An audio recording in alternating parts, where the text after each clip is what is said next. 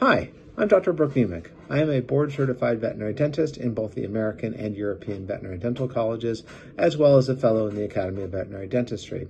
I've been practicing dentistry now for approximately 30 years, and I am also chair of the World Small Animal Veterinary Association's Dental Guidelines Committee. It is a tremendously exciting time in veterinary dentistry because we are now finally approaching the point where we have the respect that veterinary dentistry actually deserves. So as a chair of the Dental Guidelines Committee, I have had the opportunity to lecture throughout the world, and I have really learned how important dentistry is, especially from the lack of education that most of you are getting into veterinary school. So WSAVA is partnering with ISVA to spread the word of the importance of veterinary dentistry to the students around the world. Because as you will see or listen or hear, whatever, as you go through this program, that dentistry and dental problems are the number one most common problem in small animal patients today. And honestly, it's not even close when you talk about number 2, 3, or 4. Pretty much every patient that comes into your practice every single day, once you graduate, will have a dental problem. And unfortunately, none of you, or almost none of you, will be appropriately prepared to treat dental problems. And that is why we, as the ISVA/WSAVA group, and we're also collaborating with SCOVE and with the welfare group, because we now know that dental disease, it was actually a study out of the UK, dental disease is the number one animal welfare concern in small animal patients, because almost every patient has it. They have it for a long time, and it's incredibly debilitating, both causing oral pain and infection, but also creating systemic issues as well, which will be talked about in another video. So what we're hoping to do in February is to promote veterinary dentistry not only to the students, but also to the world at large. So you're going to see a series of videos from other members of the Dental Guidelines Committee, and we're going to hopefully impress upon all of the students of the veterinary schools throughout the world how important it is to treat veterinary dental and oral pathology, and how to do it to a certain extent, so that then you can go back to your university and spread the word even further. And we hope that we can get more people within the university to take an important role in teaching veterinary dentistry. So that way, when you guys get out into veterinary medicine, you're out in the real world, you actually are somewhat at least prepared to treat it. If you're not, then taking some continuing education, some CPD would be great. So there's going to be some opportunities for you to help spread the word, which is great because clients need to hear this too. I just did a webinar for ISVA. It should be on the website. Take a look and follow the Instagram, follow the social media of all the different ISVA, IVSA groups, whether it's SCOVE, whether it's ISVA itself, whether it's welfare, because there's going to be posts on all of these things. And hopefully, we're working on this right now with WSAVA. I will be present in Taiwan in August to kind of teach you guys a workshop, as well as some really important things about welfare and dental disease in your small animals. So help us get excited, help us to spread the word about the importance of veterinary dentistry. I hope you enjoy the rest of the little videos as we introduce ourselves and the importance of veterinary dentistry. And if you're considering a career in dentistry, look me up. We have a residency program in San Diego, which is not a bad place to be. Hi, my name is Godfrey Morganek. Periodontal disease is one of the most common health problems in small animal patients. We're talking about a prevalence of 70 to 90%, depending on the study we look at. The term periodontal disease describes the disorder of gingiva and tooth-supporting apparatus. Despite its high prevalence, periodontal disease is highly underdiagnosed, partly due to the lack of education, but mainly due to the absence of outward clinical signs. For these reasons, therapy usually comes very late in the course of the disease. The lack of diagnosis and therapy may lead to progressive periodontal disease, with numerous local and systemic consequences. It is our job as veterinarians to recognize this disease at an early stage. To do this, we must integrate the inspection of the oral cavity into every single clinical examination for the sake of the animal.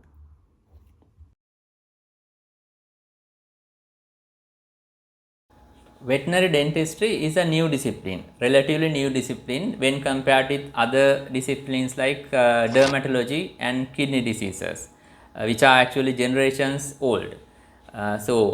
Because this is a new discipline, the knowledge about this discipline among veterinarians as well as the clients is relatively low.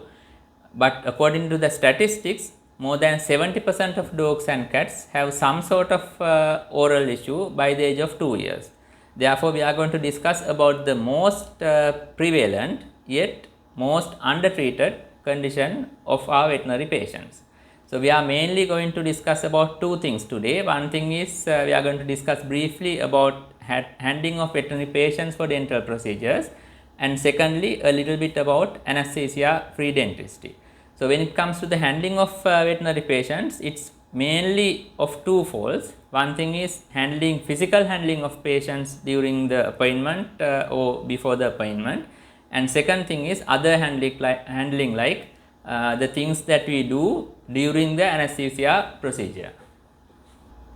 So, when it comes to physical handling of the patient, what we are going to concentrate is physical handling either during the pre-surgical appointment day or the actual procedure day. So, say you have a pre-surgical appointment for a dental patient. So, what we are going to concentrate is how we are going to handle the patient without causing fear. So, when it comes to human patients, from human experience, one of the greatest fears in human patients is going to the dentist. So, that should be the same for our veterinary patient.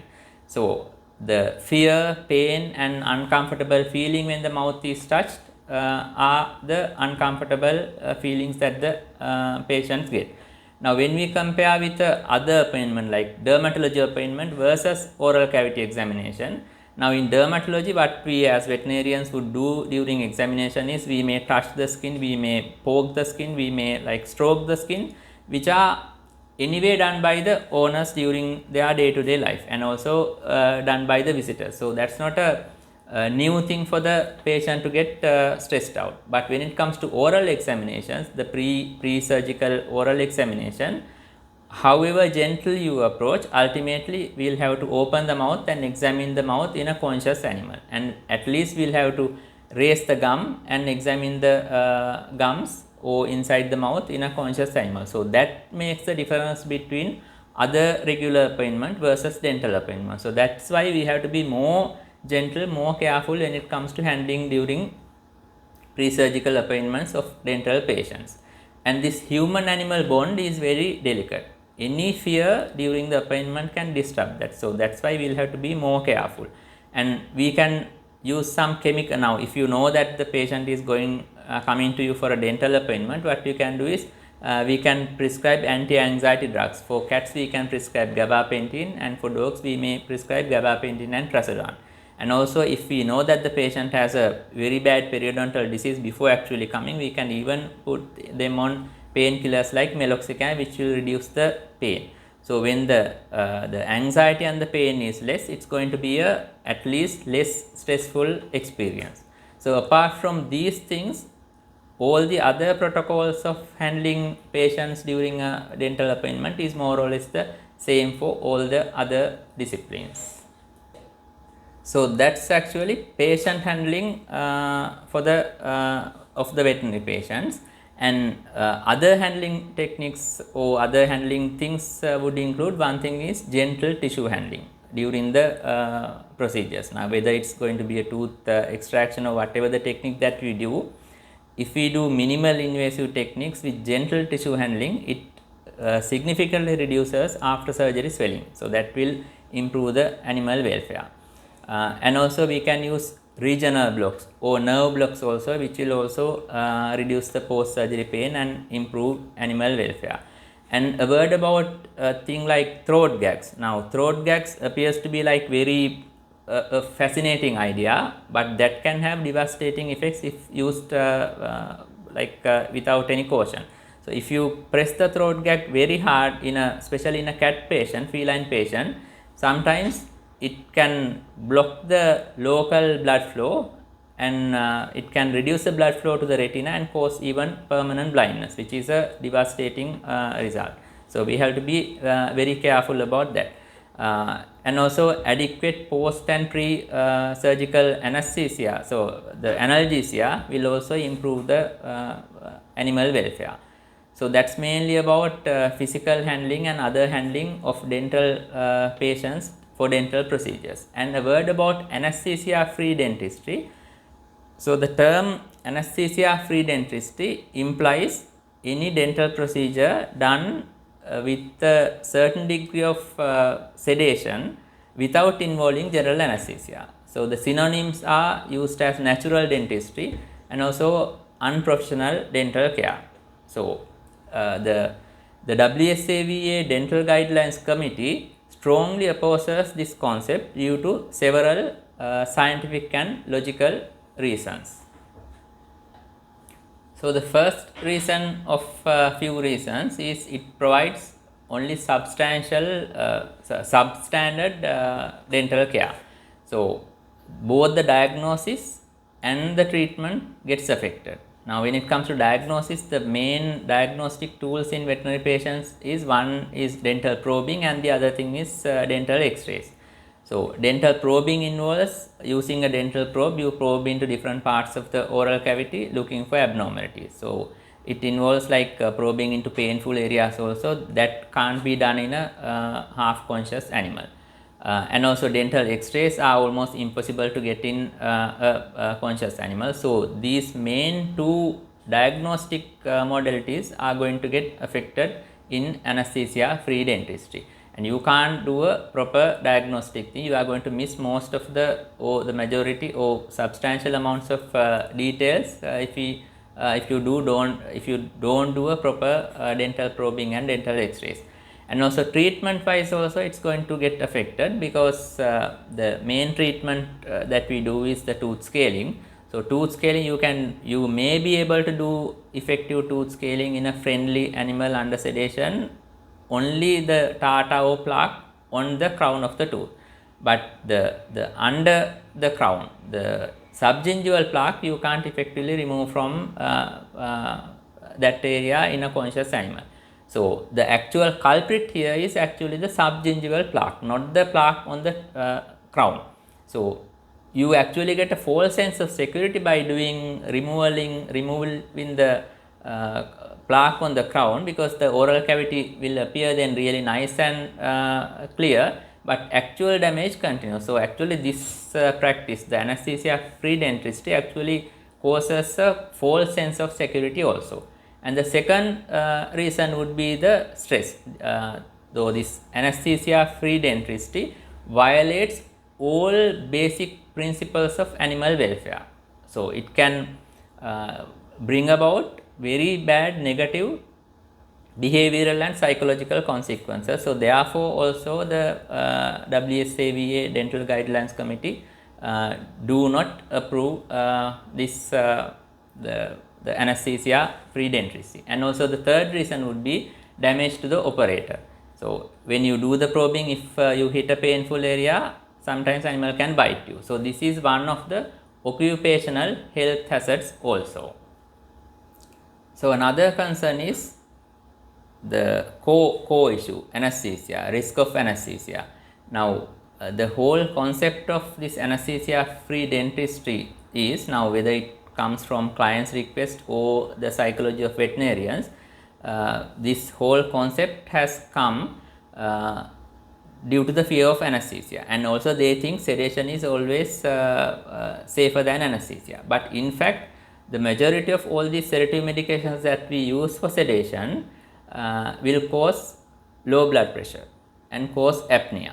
So, they are not necessarily safe, and at least in a fully anesthetized patient, you fix all the monitoring equipment, and also you can, even if you don't have monitoring equipment, you can a nurse can monitor these parameters effectively. And but in a half conscious patient, sometimes when the patient struggles during a procedure, you can't actually effectively assess these parameters of anesthesia or sedation.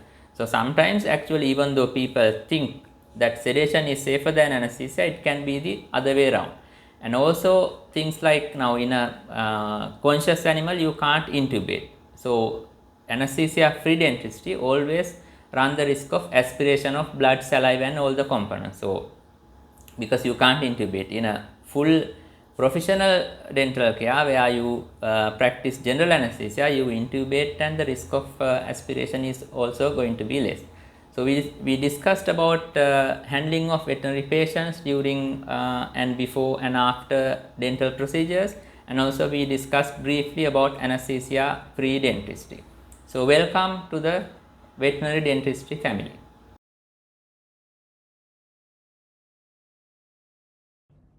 Hello, I'm Jerzy Gawor. I'm a doctor of veterinary medicine, and I'm the veterinary dentistry specialist as well as a president of the World Small Animal Veterinary Association. I practice clinical veterinary dentistry in Poland, in the UK, Singapore and Hong Kong. Teaching dentistry is my passion, and as a specialist also an obligation. I use global and regional veterinary organizations to contribute in undergraduate and postgraduate dental education. I also do scientific researches to provide evidence for practical veterinary solutions. Before I briefly present you the way to become a board-certified specialist, I must admit that to be a good veterinary dentist, one does not have to be a diplomate of the college. It helps a lot, but is not imperative. When you consider becoming a dentistry specialist, it is worth to figure out why you want to be the one. I can give you several arguments, but at first, one has to be a good vet with empathy, understanding the needs of animals, willing to work hard, and finally, to be dedicated to patients and profession. Secondly, it is worth to be a specialist because there is a need from the veterinary profession to develop and offer profile skills, and also a need from the market and patients to provide high-quality veterinary dentistry services.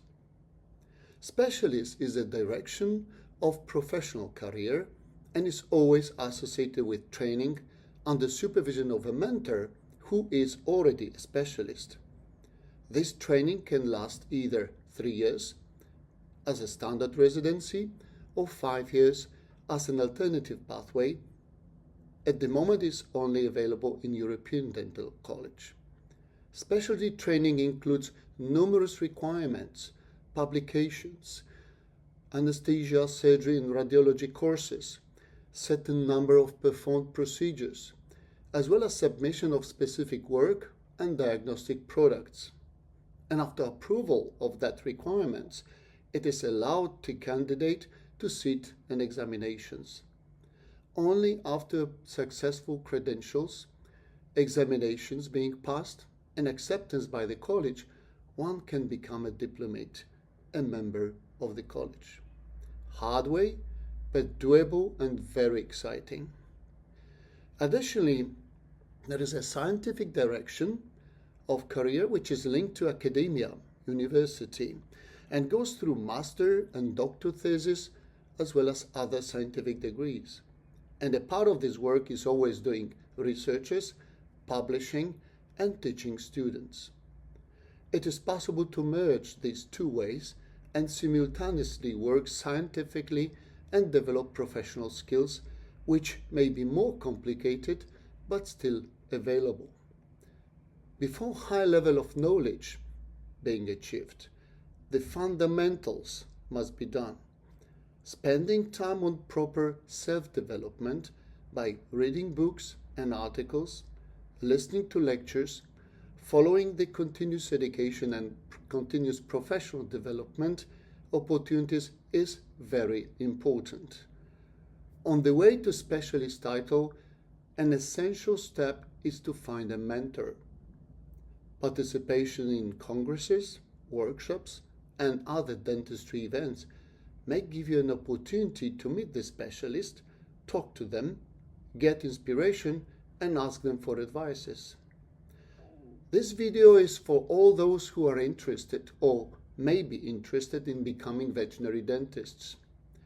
It is not only cool to be the dentist and specialist, but first of all, it is very rewarding to help your patients and struggle efficiently with their pain and discomfort. Think about it, and you're very welcome to ask for more information. Work together with the WCV Dental Committee. Thank you.